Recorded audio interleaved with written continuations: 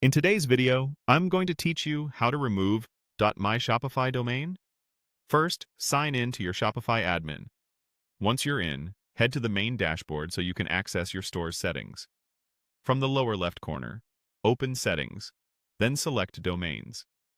This is where you manage everything related to how customers reach your store online. To replace the .myshopify address with your own custom domain, choose Connect Existing Domain. In the field that appears, type your domain exactly as you own it, like example.com, then continue to the next screen.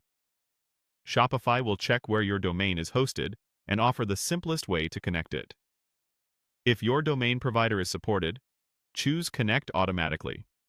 This option securely signs in to your domain provider and applies the correct DNS settings for you, which is the fastest and most reliable route. Follow the on-screen prompts to authorize the connection.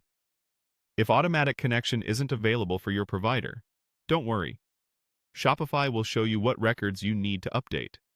You can still proceed, and the verification will complete once those DNS changes take effect. After the domain is connected, return to the Domains page. Here, set your newly connected custom domain as the primary domain.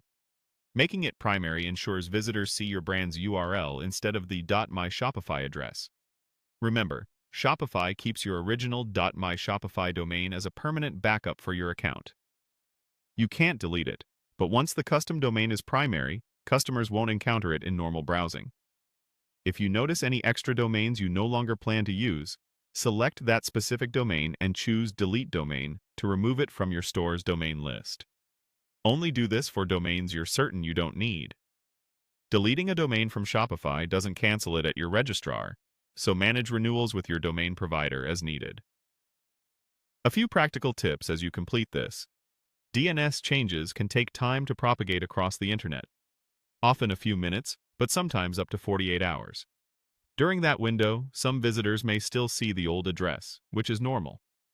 Make sure SSL is enabled on the domains page. Shopify typically provisions certificates automatically, and you'll see the status update once it's ready. Finally, double-check that your redirects are in place so both the www and non-www versions point to the same primary domain for a smooth customer experience. That's it.